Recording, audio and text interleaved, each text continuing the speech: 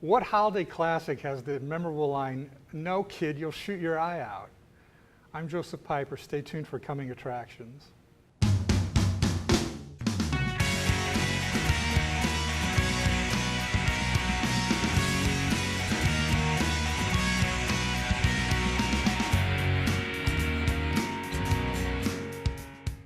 I'm Joseph Piper. Welcome to Coming Attractions. Bruce Crawford is back today.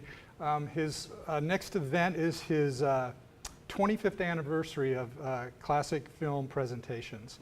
So let me give you the background on this, and then I'll tell you, we'll reveal the story to you. This will be his 41st tribute to classic American film. This will be Friday, November 10th, 2017 at 7 p.m. at the Joslyn Art Museum, 2200 Dodge Street, Omaha, Nebraska. This might give it away, but special guests will be actors Scott Schwartz and Zach Ward, and I'll tell you who they are, the characters in a minute here. And this event, again, marks 25 years of Crawford's classic film events, but he's done 41 films in those 25 years. Tickets for the event are $24 and can be purchased at any of the Hy-Vee customer service counters in Omaha only. Any Hy-Vee food store. Tickets go on sale Wednesday, October 4th, and proceeds will benefit the Nebraska Kidney Association. And let me tell you a little bit about the Nebraska Kidney Association. And this is taken directly from their website. The Nebraska Kidney Association has been helping Nebraska kidney and transplant patients for over 45 years. The NKA strives to improve quality of life for all Nebraskans by doing the following things: advocating for better health policies, supporting legislation for better health care, providing information and education for the general public, professional community, and those impaired by kidney disease or organ donation. Conducting free early disease detection screenings throughout the state, providing services to kidney and transplant patients and their family, and all funds raised by the NKA stay in the state to support Nebraskans impacted by kidney disease. Again, tickets for the event can only be purchased at Omaha Hy-Vee food stores. You can't get them at the Joslyn. You can call the Nebraska Kidney Association. That number is 1-402, and we'll probably put that on the screen, 932-7200. And if you want more information, you can go to Omahafilmevent.com or call 402-932-7200. Bruce Crawford is here today, and the film we're talking about is, if you haven't figured it out yet, A Chirstmas Story. And his special guests, like I said, are going to be Scott Schwartz and Zach Ward. Scott played Flick, and Zach played Scut Farkas in the film. This Christmas story has become one of the most popular films in cinema history and is a holiday perennial. Both those actors will speak before the screening and tell about the making of the film, and following that they'll do a meet and greet and an autograph signing session in the fountain court of the Joslyn Museum. Rotten Tomatoes says, both warmly nostalgic and darkly humorous, A Christmas Story deserves its status as a holiday perennial. It has an 89%. Bruce, huge glad rating. to see you back again. Great to be back. And let's hear about your 25th anniversary film. Why this film, and can you tell us a little bit about it? One reason why is like it's almost a 90% approval. That's about as high as you can get. Right. Hugely popular. Been wanting to do it for many years, and I knew that many of the young men who were kids in the film, several of them, like to make public appearances to promote the film.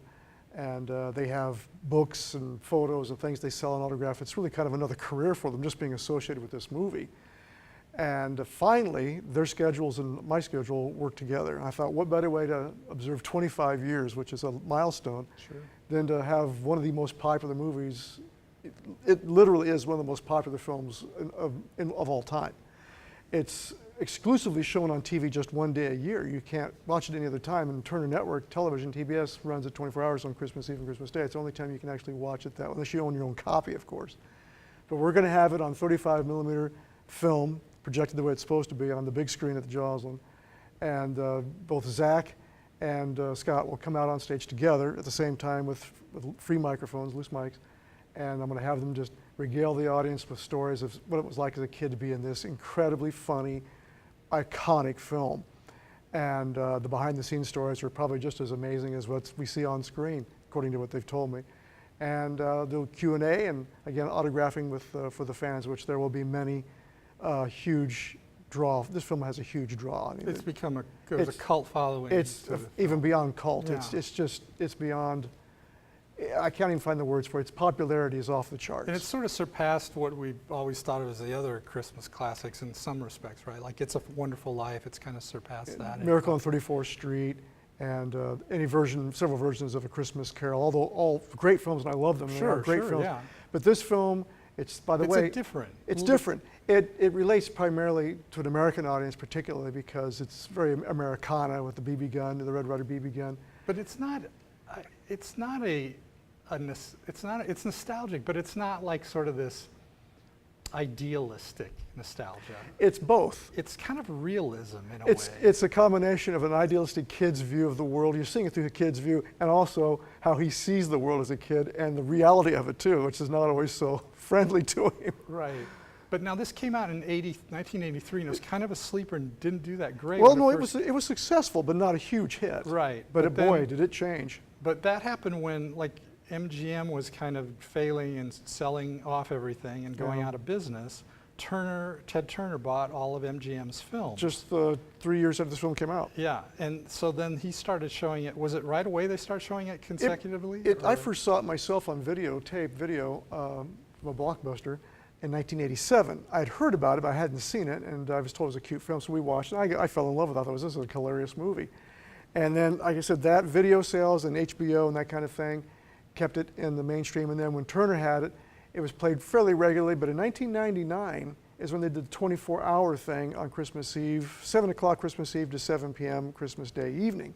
24 hours on TBS and TNT, the two Turner, and then TCM would run it occasionally at Christmas time, but not 24 hours. They did, TCM did? Maybe once or twice, but not 24 hours.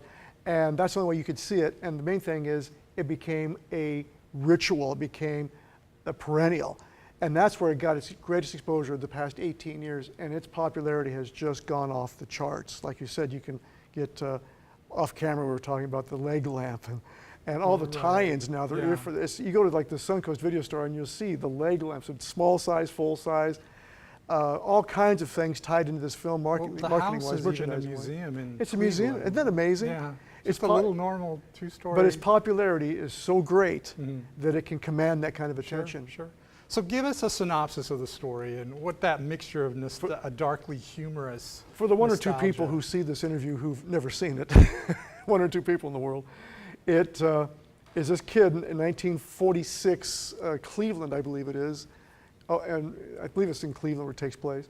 And he is just right at the end of the war, World War II, and his father and his mother and his little brother, and it shows his life as a kid at that time and wanting this love for the Red Ryder BB gun and all the things he goes through to get his parents' attention that he wants it.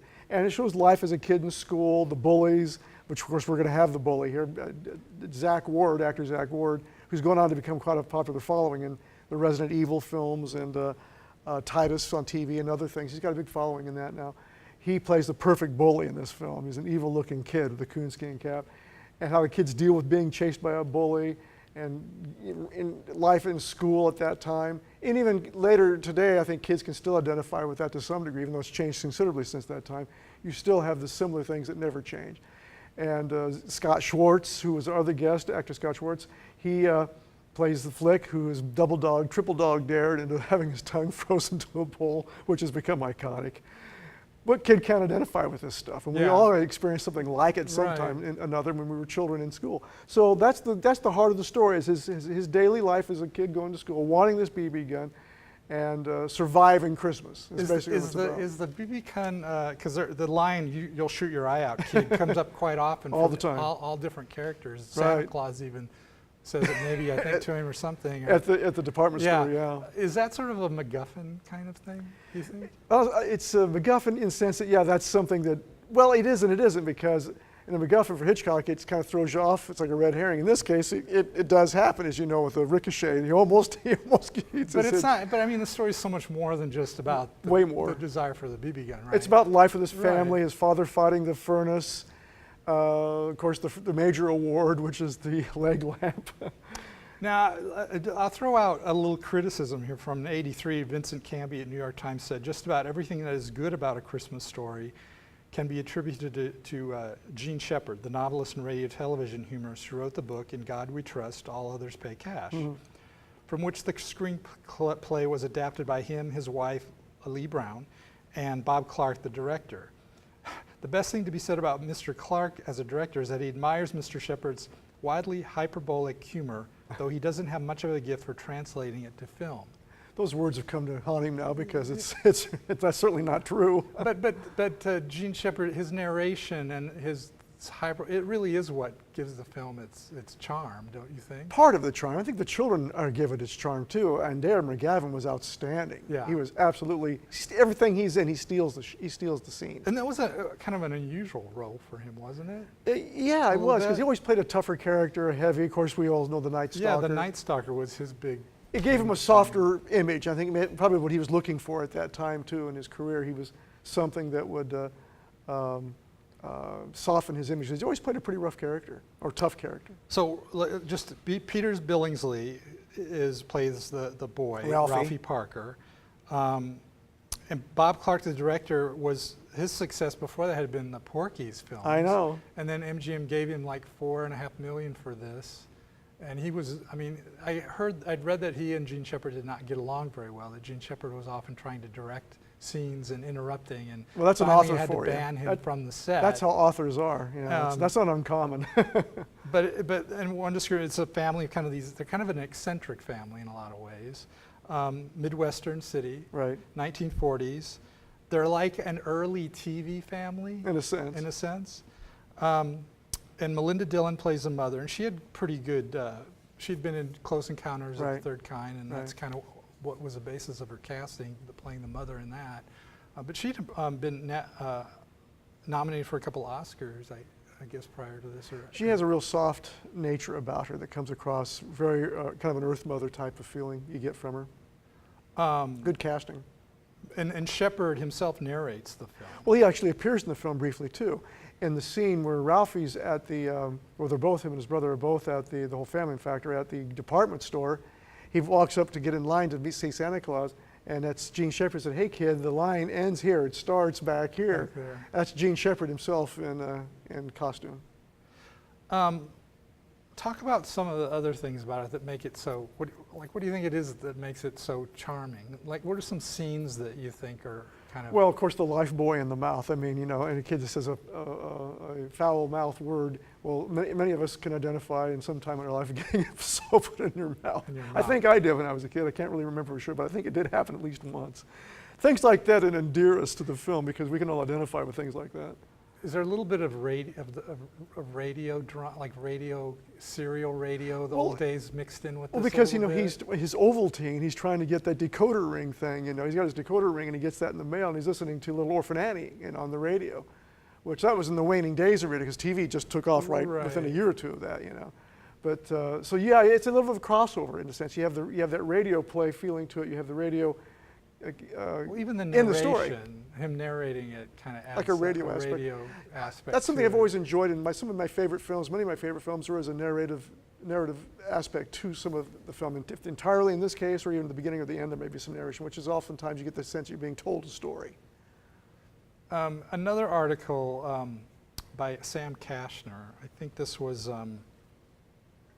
in Vanity Fair, I think. He says, so when A Christmas Story premiered, we suddenly had a new kind of holiday movie, one that acknowledged, even relished, the, quote, unbridled avarice, the commercialism, the disappointments, the hurt feelings, the all-around bad luck and reality often define the merry season. In other words, what really Christmas was like for families, for real families. So it brought satire and realism to A Christmas Story, which maybe hadn't been there before? That's interesting. That's a good way of putting it, because it does. I think that's what makes it funny, is because it is so believable. It is so realistic. It has things in it that we can either identify with or we've heard about from other friends and their Christmas experiences they've shared with us if we didn't experience it ourselves directly. So yeah, I think there's a lot of truth in that. The unbridled avarice, which is exactly what it was. It's all about getting what you want for Christmas. Right, right. That's the theme of the story, actually. You know, I want that BB gun at all costs. And he's, I mean, they're not perfect by any means, because Ralphie's character, he's kind of scared of his father. His father's got a dark, kind of a dark. A foul mouth. Yeah, but he's got a little bit of a dark edge to him that I think that you can kind of read They're into scared that. of him. Like when he wants to hide, his little brother hides under the sink, you know. And the little brother there's some really tender scenes with the mother and the little boy because he won't eat his potatoes or his mashed potatoes. Won't eat his food, period. You know, Plays and those are piggy. very realistic kind of. We've seen things like that before, Yeah. yes, in real life. McGavin died in 2006 at 83, and a lot of people think that this is the best thing he ever did. Well, certainly he'll be remembered for the most for. Yeah. Certainly. And that and probably The Night Stalker. And Melinda Dillon had, well, like I said, Close Encounters of the Third Kind. She began her career as a coat-check girl at Second City, the improv comedy in Chicago. And at 23, she played the mousy wife Honey in the original Broadway production of Edward Albee's Who's Afraid of Virginia Woolf. She was nominated for a Tony, nominated for Academy Award twice, first for Close Encounters and then for Absence of Malice opposite Paul Newman. And then she just has kind of disappeared. Yeah, they've told me, the cast members of Christmas Story have told me that they can't really locate, she doesn't return calls, so they really can't locate her. She kind of just dropped out, which does happen. Vera Miles did the same thing. Yeah. Actress Vera Miles. But she was around until kind of recently in a way. I mean, you still. Melinda Dillon? No, Vera Miles. Vera Miles. She's dropped off too. There's some of these major name people Yeah, who from just that golden. they just disappear. Yeah. Well, of course, Vera Miles, a golden age. golden age. Yeah, Melinda Dillon's from the 80s and 90s. Yeah. 70s to the 90s. Some Shepard had said that the movie's not really about Christmas or Santa Claus. It's about these people. Yes and no. I think the author has his own point of view, and that's what he tried to get across. But I think it definitely details Christmas for a lot of people. And Clark, the director, the story that I've read here, the Vanity Fair article, was that he was driving in Miami to pick up a date, and he heard Shepard on the radio telling the story of Flick, a boy who is triple dog dared into putting his tongue on a metal pole in the dead of winter, instantly freezing it to the pole. Clark had never heard a story told quite like that, and he was so enthralled for 45 minutes, or was so enthralled he was 45 minutes late for his date, just circling the block to hear the rest of the story. And he came to the decision then that he was going to make a movie of that guy's work, and that was Shepard, who had done a lot of this radio work on American radio. But he was appreciated by people like Jerry Seinfeld, Penn Jillette of Penn and Teller, Donald Fagen of Steely Dan, Tom Wolfe even, the writer Tom Wolfe. Seinfeld especially, he really formed my entire comic sensibility, he said. I learned how to do comedy from Gene Shepard. Hugh Hefner was a big fan. He published 23 of Shepard's short stories in Playboy and would play A Christmas Story every year, late at night in the mansion. And Shepard hated the idea that people thought it was a nostalgia picture. He hated that idea. That's odd. He described it as anti-sentimental. In fact, he says, in fact, if you read it, you realize it's a put down of what most people think it stands for. It's anti-nostalgic writing. What do you think that's? The writing may be, but the film translates differently. It Yeah. definitely is very nostalgic. But it does sort of make fun of all those, the commercialism and all the things. Oh, that, totally. You know. It does. I guess the lamp is a good symbol of the absurdity of all that, right? Fragile instead of fragile. Yeah. And they think it's from Italy or something? Because it must be fragile. No, that's fragile. His major award is. He says even the depiction of Santa Claus himself is anti-nostalgic. He just wants to go home. He doesn't want to be He loves Santa. the smell of tapioca, he says. And how does he get rid of Ralphie? When Ralphie finally gets to the front of the line, Santa's elves push him down the exit slide, but Ralphie climbs back up because he's determined to ask for the Red Ryder's BB gun. You should try out, kid. Even Santa Claus lets him down. And then Santa pushes him down with his black boot. It's hilarious. And he falls down at the bottom of the chute and he just lays there, like just totally deflated. A little bit, some of the technical things I read that Clark had the floors cut out on some of the sets so that the camera could be at Peter's height, the boy's height, which was 4'2". So the perspective that we, shared was of the boy, not of the adults. Just from his point of And view. not looking up, trying to make sense out of it, made it more impactful for the viewer to sort of be from that viewpoint. Exactly. So that's really interesting. The entire movie really is seen through the eyes of the kids. Mm-hmm. That was Clark's intention. Like I said, that's probably where him and Shepard didn't, probably why they clashed, because Shepard's non-sentimental and Clark is very sentimental. Possibly. He says Shepard was too protective of his material. He would look over Clark's shoulder, making suggestions. Yeah, there you go. And he'd come up to the actors with his own ideas when Clark was walking away or back at the... I can imagine that caused some clashes, yes. Creative clashing.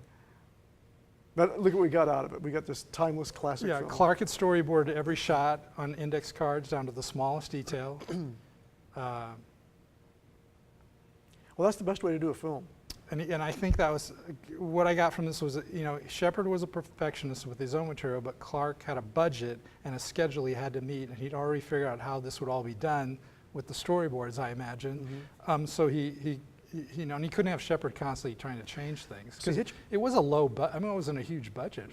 Hitchcock did the same thing.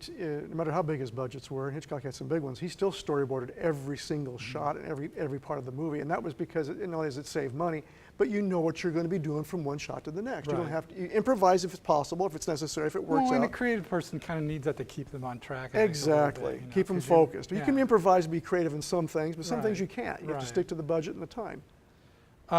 Roger Ebert said at the time, "My guess is either nobody will go see this or millions of people will go see it."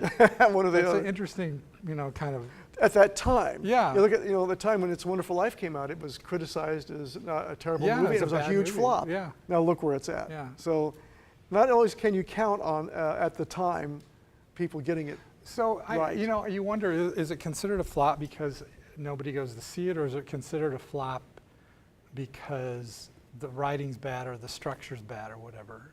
I'm wondering, because you look at It's a Wonderful Life, I don't think there's anything like story-wise where there's holes in it, or... It wasn't a flop because of anything with the film. Yeah. It was just a too dark a story after World War II for people to go see. A man wanting to kill himself at Christmas time was not very uplifting post-World War II. No, but I don't know. I think that scene with Jimmy Stewart and Donna Reed on the phone is like the most romantic scene in the history of motion pictures. It's also very emotional. Yeah, it's just a super. But it wasn't. But at the time, it was not the right time for it to be released. Yeah. It was. You can't. The quality or the success of a film can't always be based on what was thought of as when it came out, because there could be mitigating circumstances like World War II. Do you think this has more relevance today than it did when it came out? It's possible, because its popularity is off the charts, way more than no one could have predicted at the time when it came out that it would have the following that it has now. No one ever would have imagined this early 1980s film would be the #1 popular Christmas film ever. No one would have believed it. But I wonder, is the period set in is now so much farther removed, another 30, 40 Another years, 35 years, yeah. that maybe the ability to look back on that it's makes easier, it much more charming and nostalgic. I mean, it's a time that most kids today have no comprehension of, because you didn't have cell phones and computers and. But there are basic things in the story that transcend all of that. Sure. Kids in school, writing your what I want for Christmas as a thesis, and then getting a B plus, C plus, bullies chasing you. That is timeless. So it first appeared on HBO. Is that my understanding? I believe so. And then. And TBS or Turner took it over in '86. And Bob Clark, he's dead, correct? He was passed killed away. Yeah, he was killed in a car accident, and then Gene Shepard passed away too. Yes. Unfortunately, for both. Billingsley said a few things. He said, "I've thought about it a lot. I don't know if it was the first, but it certainly was one of the best embodiments of a real family. There's tension, there's fear of the father, there's anxiety in the household. There's very much a sibling battle. There's a mother trying to hold things together and hold her place. There's probably some financial trouble going on there in the background. The father's do-it-yourself aspect of the household, nothing is sourced out. He's going to handle it. Yet through all that, there's a genuine sense of love and protection within the house. But nobody ever says, 'I love you' in the movie. Still, one of the last shots is just a simple gesture touching the mother for the first time in the movie. And that's the moment it says all you need to know about that relationship. It tells you that the guy loves her and he's there for her, and that's it." Mm-hmm. Very subtle. Yeah. Yeah, it's interesting how he sees that. And that is true. It's comedic and funny, but it's done in a realistic way that doesn't make them, you don't laugh at the characters, you laugh with them. That's a little bit, that's the difference. It's not, you know, like Airplane, which was crazy and silly, off the charts Right. silly. This is realistically funny. Yeah, realistically funny. Well, I think we're about out of time, and That went quick, didn't it? I want to encourage everybody to go see it on the big screen. It's always fun, like I say every time. It's always great to see this on the big screen. And meet the guests. And meet the guests. Scott Schwartz, who played Flick, and Flick, is he the one that gets his... Froze his tongue, yeah. Froze his tongue. The film's And then famous scene in Zach the movie. Ward, who played Scut Farkas. The bully. The names of the characters in this are just great. So, again, this is Friday, November 10th, 7 p.m., Jocelyn Art Museum, 2200 Dodge Street. 25th anniversary of Crawford's classic film events. Tickets are $24. Omaha Hy-Vee food stores go on sale October 4th. Mhm. And again, it's a benefit for the Nebraska Kidney Association. It'll And be you can call fun. the Kidney Association number. 1402-932-7200 is Nebraska Kidney Association. So it's that or Hy-Vee. Yep. Or you can go to Omahafilmevent if you need to refresh your mind on those dates. There'll and be a all link that. there too where you can order them online. Oh, you can order them online now? Yeah. Okay, great. I didn't know that. That's great. Is that the first time you've done that? We did that last time. Okay. So For out-of-town people. go see A Christmas Story at the Jocelyn on October 4th, and we'll No, see you. November 10th. Or November 10th. Tickets go on sale October 4th. Right. November 10th is a Friday. Friday. Right. First Friday of November? No, second Friday. And it's on the cusp of the holidays. It's on the Perfect cusp of timing. holidays, so you'll have a great time. And we'll see you next time on Coming Attractions. In this modern age, Perfect.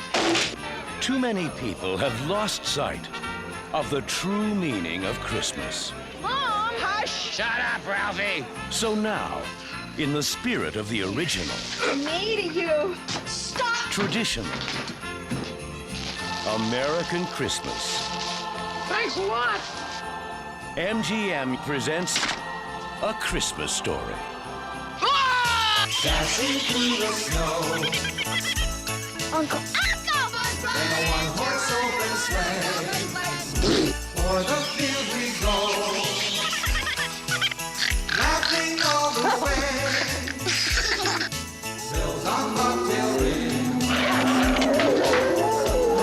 making spirits fly. What fun it is to ride and sing. This sleigh's on tonight.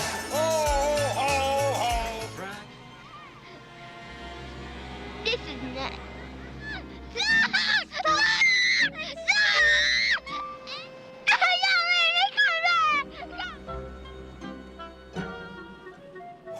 Fragile! That must be Italian. I think that's Sister Fragile, honey.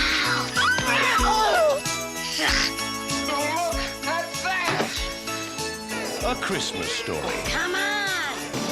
The movie that pulls off Santa's beard. Oh, wow! And unwraps the secrets Didn't I get a tie this year?